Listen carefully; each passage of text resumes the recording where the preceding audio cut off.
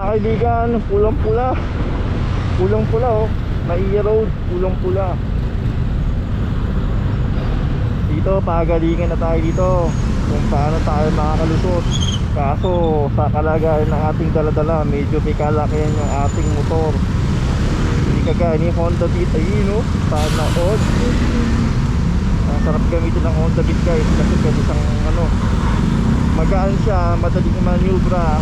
Tapos talagang ano, iba yung torque niya. Ayan o, pulang-pula guys, hindi na nakakasingit eh. Mahirap sumingit kasi malaki ating motor, hayaan mo na sila.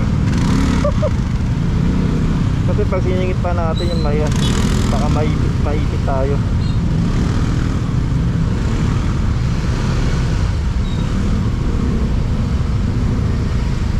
Hindi tayo pang singit eh. Sige, mauna na kayo, hindi ko pwede.